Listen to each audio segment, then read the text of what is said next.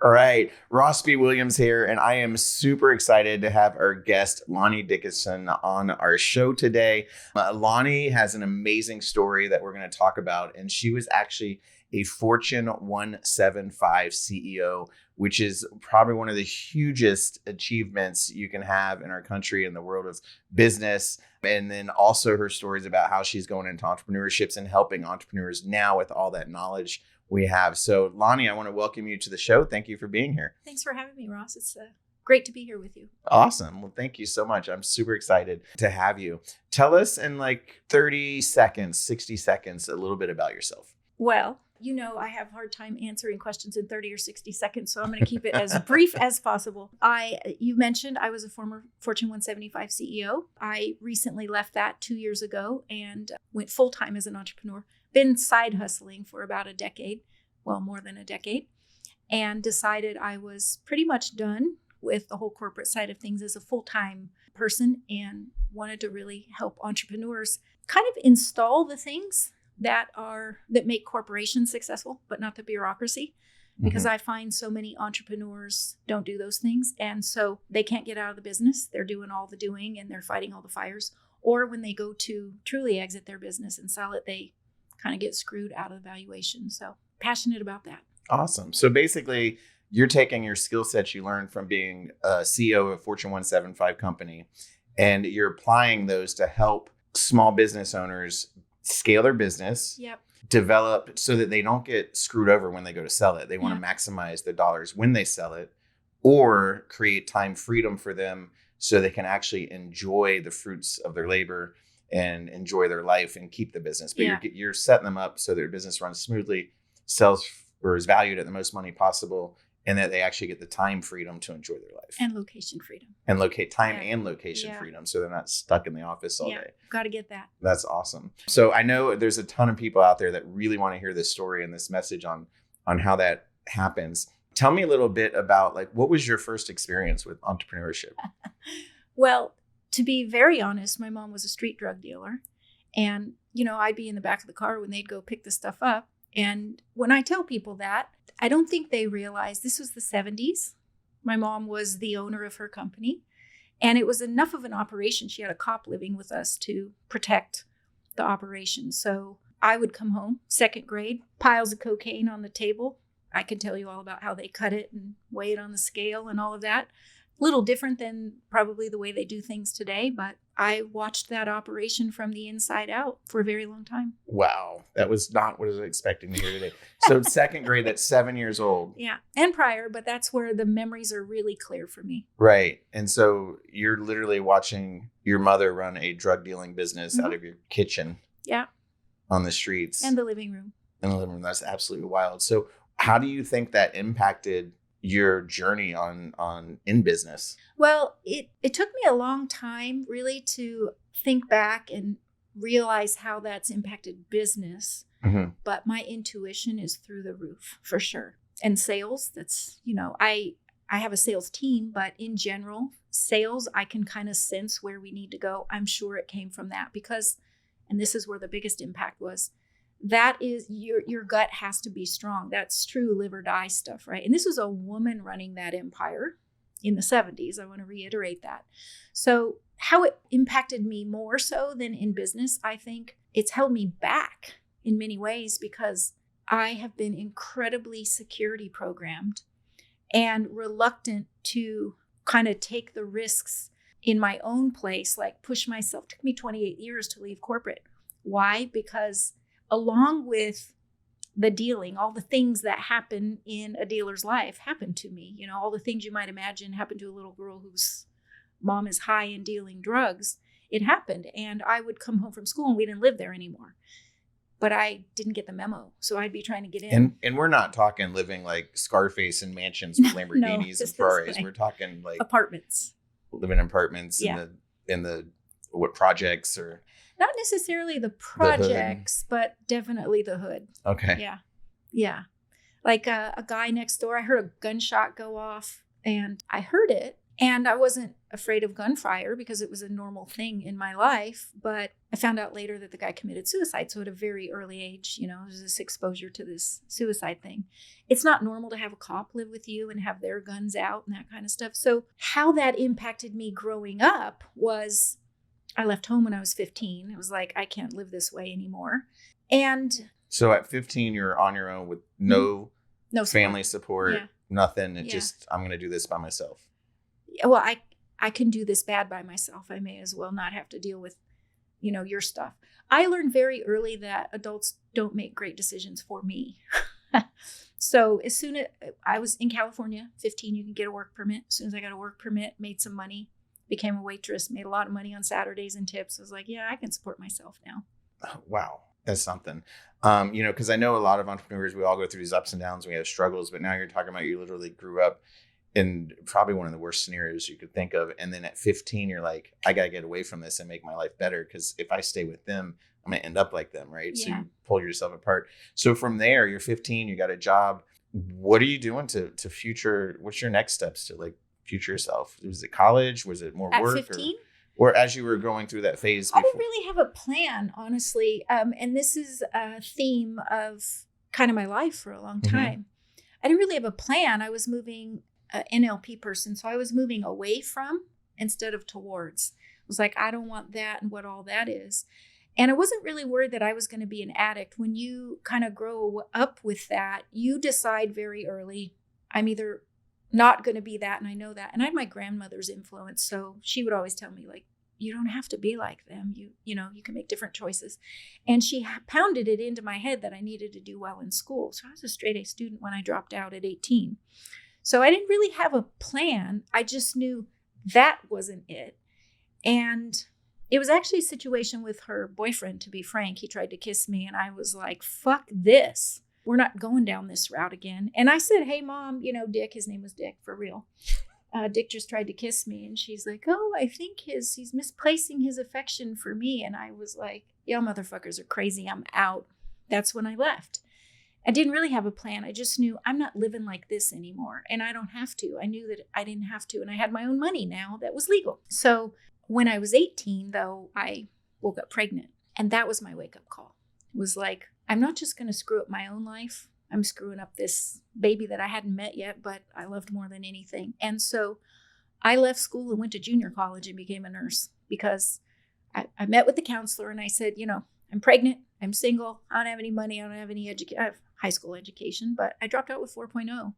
And he said, well, there's two things you can do quickly, nursing or corrections. Nursing it is. Yes. So I became a nurse. Awesome. And then, so you started your journey. That was when you started your career, as you went to become a nurse. How did you, we were talking about you being a Fortune 175 CEO. Now you're talking about you were a nurse. Explain, what is this journey? Explain this to me. Well, I went to work in the hospital, and there's a lot of conflict in the hospital. Nurses and physicians, administration and physicians. I think, based on the way I grew up, conflict doesn't bother me. I'm not afraid if we're going to get into physical altercation. I promise you I know how to fight. I actually, even before this, street fight, I can do that. So I might get my ass kicked, but I'm going to get a few hits in, and I'm not afraid to fight. So conflict and, sticking up for myself and being yelled at and all those things, they don't bother me like they do many people who don't have the background with the criminal side, right? Mm-hmm. So I really think that was key to my success early on because I wasn't afraid of the physicians. Right. Now, I'm not saying physicians are monsters. They're not. But they're often quite demanding, especially specialists. They just don't put up with, and that's great if you're the patient, right? You don't want somebody accepting mediocrity. But that feels like conflict. Mm-hmm. They're just stating, hey, this is wrong. And so a lot of people shy away from that. Oh, they were mean to me and, all that kind of stuff. Yeah. I lean in. Yeah, they get offended. I lean in, and that's not conflict to me. So I think that was a key part of my early success. So where other people are going, oh my God, I'm offended. They hate me. They're mad at me. Mm-hmm. You're going, awesome. How do we fix it? Yeah, well, let's fix it, which is very entrepreneurial. Like we take feedback and go, okay, let's fix it, right? So I went into leadership very early. By like the third year I was a nurse, I was like a shift leader. So you're like, what, 22 at this point? Yeah, 22, 23. Shift leader. And I discovered that I loved leadership. Moving obstacles for other people was awesome for me. There were a couple things I was going through at that time. I started my career as an ER nurse, and that adrenaline, I love that adrenaline, but I also had to deal with a lot of what's going on in the ER matches my family of primary origin. So it was too much for me emotionally. I hadn't done the work yet. Right. I had been running away from what my past was. I hadn't really dealt with it. So I had to leave the ED pretty quickly. Then I went into ICU, did open heart and that kind of stuff.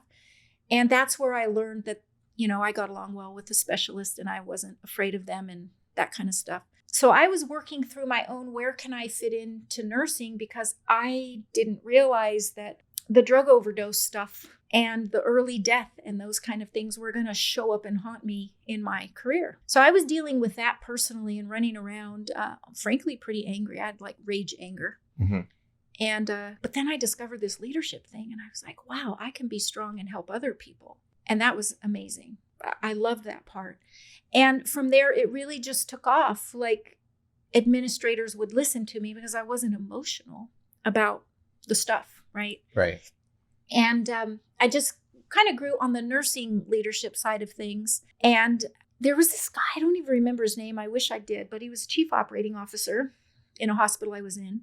And I was in some meeting and he said, you really should be a chief operating officer. You're not emotional. You stick to the thing. You fix the problem. You're all about the system. You should go get an MBA. I really didn't even know what that was. I had just finished my, I did an AA and then I did my bachelor's in nursing. I didn't really know what an MBA was. So he said, you should go to a couple, those meetings they have to say, hey, come to our school. So I did. And I ended up choosing University of San Francisco. And I just fell in love with the idea that I'm passionate about outcomes in healthcare, but I discovered I like the science and I like the outcomes. Like I taught pharmacology for 4 years, so I really like the science side of things, but based on my past, I'm not really the hand-holding nurse. And I hadn't really at this point gone through my journey of healing all my stuff and doing all my NLP and all that kind of stuff. So anyway, I went and got an MBA, and here's what I discovered.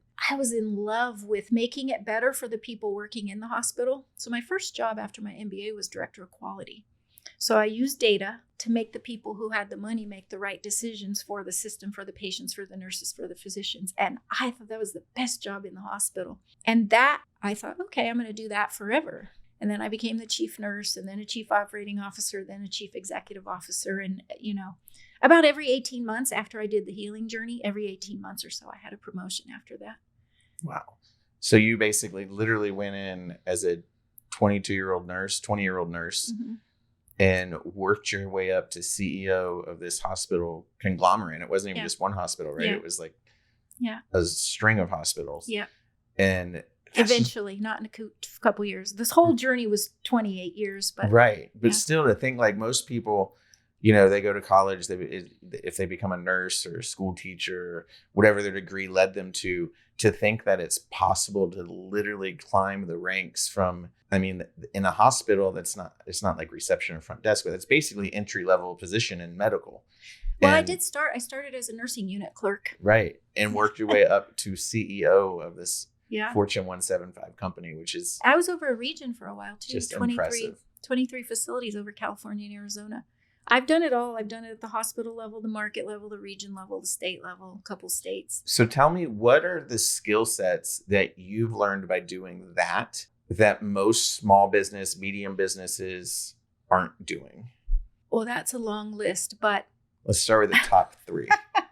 Immediate, getting somebody else into sales. You wouldn't think in healthcare it's sales, but it is sales. So getting someone else selling the product so that the CEO is often external facing and their job is to grow volume and all of that. This is true of any business. But oftentimes you can't grow fast enough if it's just the founder doing the sales. So that's a big one I see. They feel like, their close rate's 78, 80%, and their salespeople are maybe 50% or whatever. And so they're like, oh, well, nobody can do it as well as I can. That's probably true. The founder selling their own stuff is probably better at it. Yeah. Is going to be better at it. But that's not best for their time and location freedom. It's certainly not best for their exit valuation, if they're going to sell it.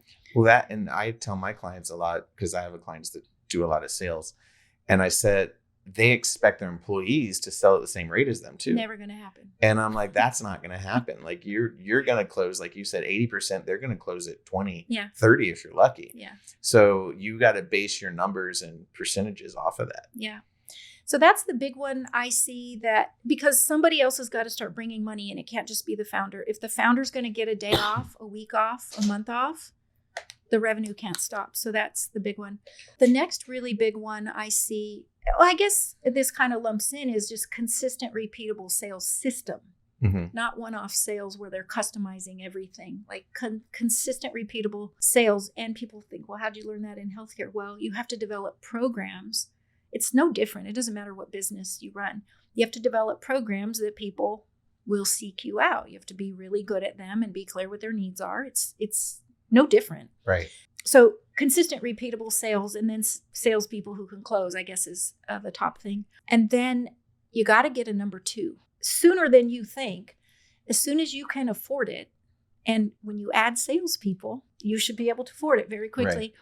Get a number 2. And the idea is transfer how you think, how you make decisions to this person. And every job I've had, whether it was the chief nurse, the chief operating officer, or the chief executive officer, or when I owned a gym, or when I first started my coaching company, and even now, the first thing I say is, who's going to sell? The next thing I say is, how am I going to get Fridays and Mondays off? That means I need a number 2. Right. First thing, when you want to have your time and location freedom, you need that. When you want to sell your business, guess what they're going to ask you? Is there a number 2 and will they stay? Got to have it. Right. Can it run without you? Can it run without you? If the business requires the owner to run, your exit valuation is nothing. And if you're not looking to sell, you have no time and location freedom. You're constantly putting out fires. The third thing I would say is every entrepreneur, small business owner on the planet detests SOPs. But guess what? If you don't have a system, you don't have anything you can sell, you're never going to get out of firefighting. So developing as much automation as possible, not losing the human touch if you're in a human type of a business. And then figuring out, okay, we get to whatever our goal is, let's say $1 million. Those systems aren't going to get you to 10 million. So now you got to start optimizing the system. If you don't have things documented and you don't know which segment is doing what, you're spending a lot of time on the wrong thing. You know, if your problem is your landing page doesn't convert, let's not focus down here on what was engaging in the Facebook group. Like, we're losing money on the landing page not converting, right? So if people don't know what their system is in every segment of it and how it's converting and what's happening there, they're paying a lot of people to do the wrong thing. And then they say, this doesn't work. No, Facebook ads work. But if you don't know where you're losing money and what's converting, you're in trouble. So first, getting that system documented and all pieces of it, and then looking at the numbers and saying, what are we going to spend the next 90 days on and optimize? And then systematically going through all pieces of the system every 90 days. What are we going to work on next? Right. And just keep doing it. So those would be the top 3 for me. Awesome. So basically, step 1, the owner, the founder needs to pull himself out of sales and find people to replace him to do the sales for him and successfully. And with that, you can multiply your salespeople and you can scale up. No drug dealer that has an empire is selling their own drugs on the corner. That's true. They don't even leave the kitchen table. When I was in the gym, we put in all the automation to bring in the leads. I wasn't closing sales. And that's, we scaled that. After in the hospitals, you go out, you meet with the physician, you say, what program can we build that people need? It's not my face on the ads, right? Right. You got to get the founder out of sales. Right. And that will increase their value when they go to sell their business, right? And give them their life. What rate, like when the founder, well, that goes to the number 2. So that was number 1, was remove yourself from sales. Number 2 was find a number 2 that can run that business. So if you're not there, it keeps running. Yeah. Right. And then number 3 was develop SOPs, systems, which is basically allows someone else can come in, hire brand new people with no experience, give them the SOPs, and they're up and running in no time. Now your number 2 gets a number 2. Right. And now the business runs without you. Yeah. And when they get those in line, how much more can they sell their business with those 3 things in line versus if they don't have those in line? Each of those, I think, would have a varying impact. And I said them in the order of importance because the future buyer, if we're talking about selling your business, the future buyer is buying future cash flow. So they're going to estimate, time value of money, and they're going to apply a discount to that. So a growing business, they're going to apply a different number versus one that's kind of plateaued. They're going to apply a different number. So there's a lot of variation that goes into that, but consistent, repeatable sales system, and the founder is not in sales, you're going to get a couple more times earnings for that. When you go into, is there a number two and will they stay? What that gets them is if there's a number two and they're going to stay and they are running that business and the owner's spending months and months and months and just drops by and or maybe is on the board or, something like that, that valuation is going to soar. But here's how it impacts the owner directly. If you have a number two, you're probably not going to get stuck with an earnout. And so why I'm passionate about this is there's a whole industry teaching people how to acquire these businesses. Mm-hmm. First question, do they have consistent, repeatable sales? Will this cash generating happen when the owner leaves? Is there a team that's going to stay? If not, the owner's probably financing the sale and it's the proceeds from the business making the payment, and they probably have to stay 3 to 5 years because they're not sure that the business is going to work without the owner. So not only can they not sell it for what it's truly worth, they can't even leave. They can't leave, and someone else is now making the decisions. So now they have a boss. Now they have a boss. So they sold it for less money. I can't think of one entrepreneur that wants a boss again. None of them. Yeah. None that I've met. That's why we became entrepreneurs. Yeah. So if they are able to do that and create that number two in that team, and then how many more times are they able to sell their business? So if the owner, one of the key things is, does the owner know everybody by name? Mm-hmm. The customers. If they do, that's probably going to be a valuation of like maybe 2.5. If they have these other things in place, but they know all the customers by name, that's going to be like 2.5, 2.8 times earning. And this might be different in various industries, but that's a good kind of ballpark. It may be even 3 if it's certain industries, but that's going to soar up to like 4 times earnings if they have these things, just these first 3 things up in place.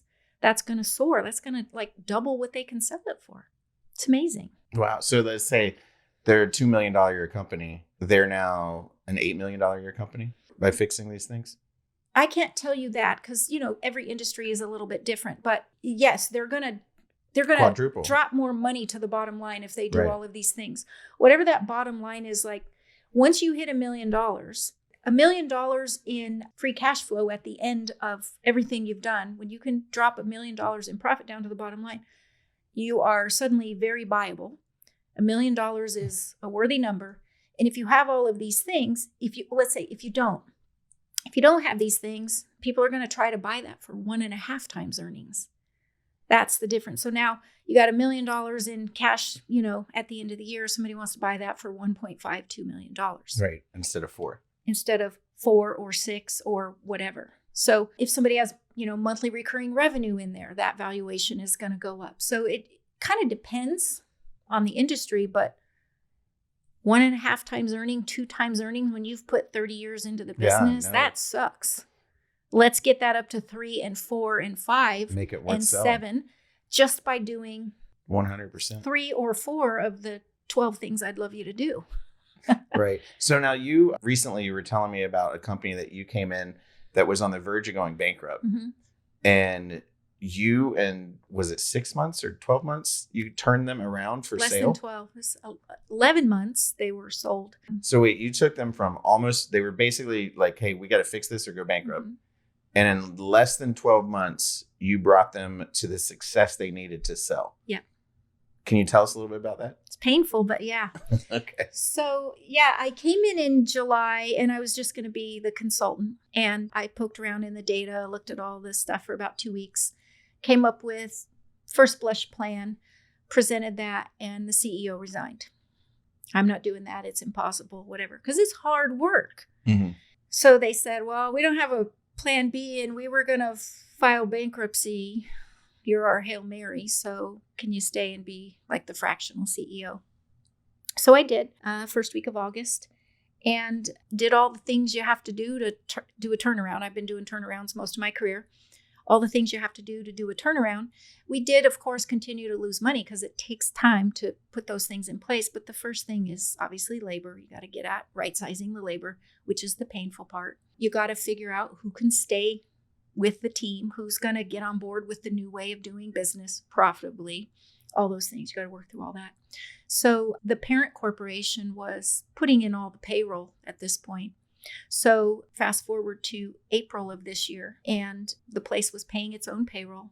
And then in May, it was paying its own payroll and slightly positive.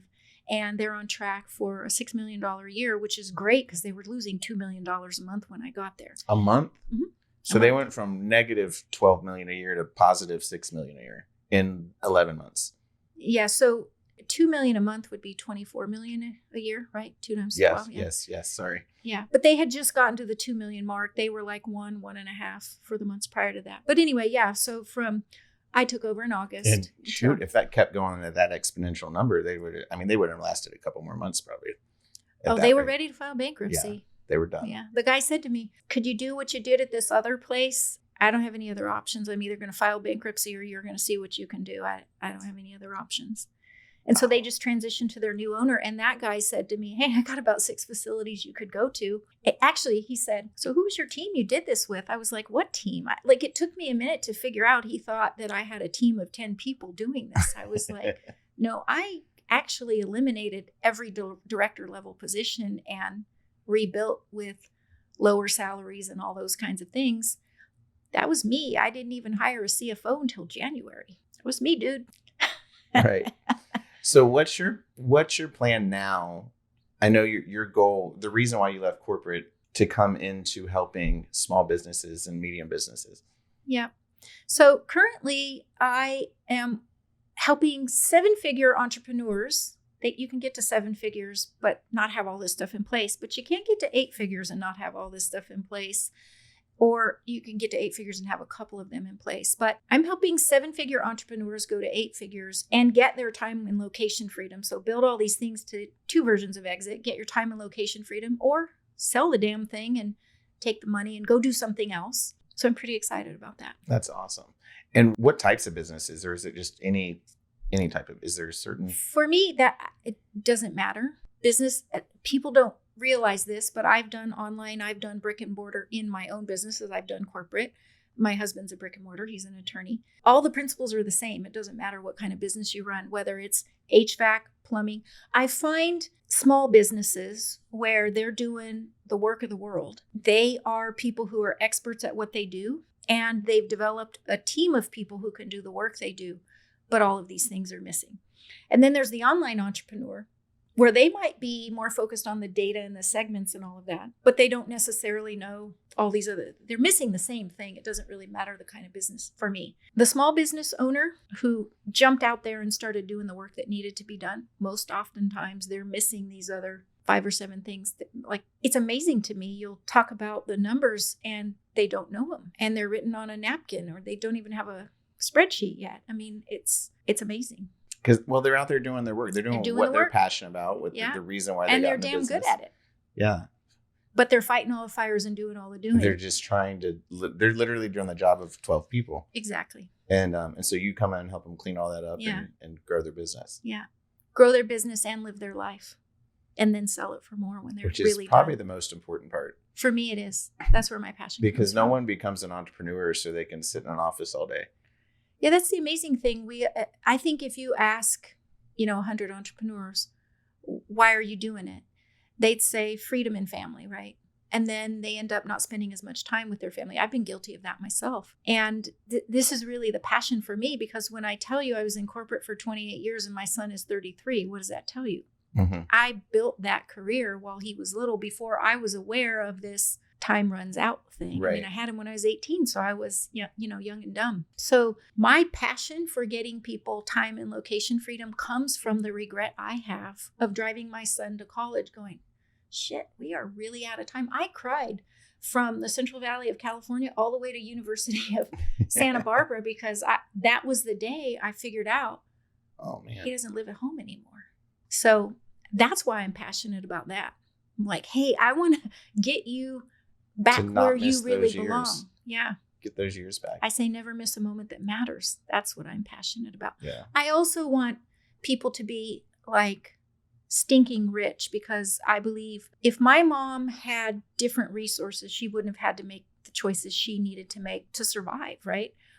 She came from a very wealthy family, but their mental health wasn't a thing until, really recently. And so she didn't have the resources she needed. And it was just like, you're out on your own. And if you're going to do drugs, you're not part of the family, kind of a thing. And I think if she would have had the money and the resources to do things differently, I do believe she would have made different choices. So I want everybody to have a truck ton of money in their back pocket so they can make great choices for them, for their kids, for their village. I think that just solves a ton of problems. But I don't want you to give up your time and your freedom to make that money. Yeah, 100%. So time, location, freedom. Yeah. Be with your family, be with your spouse, be with your loved ones, be with your friends, just do the things you enjoy doing. Or take a nap. Yeah, take a nap. Or sit on the beach. Read a book. That's what I do. Yourself. So awesome. So if we were, as we wrap up the show today, if you were to give one piece of advice to all the entrepreneurs and business owners out there, what would it be? Oh my gosh. You should have told me about that ahead of time. I'm not that. Let's see. One piece of advice. So I would say it's really two for me, Ross. Okay. I'll take two. Get really clear on what it is you want. You could ask somebody, what do you want? And they'll give you a list of 100 things they don't want. But that's not how our brain works. When we get really clear and we can see what does the marble on the countertop look like, suddenly that's what the kitchen looks like. So get clear.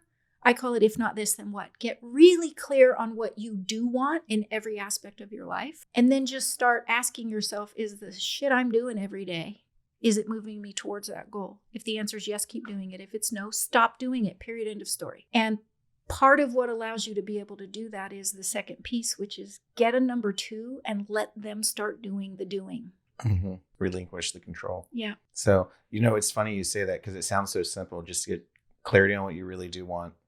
And if what you're doing is not getting you there, do something different. And I always say sometimes the simplest or the easiest things to do are the hardest to discover. Yeah. So them discovering that clarity on what they want and realizing and determining if what they're doing is taking them closer to that goal is what's most important. Well, the story or the metaphor I like to use is that of a taxi driver. And the brain is an amazing thing.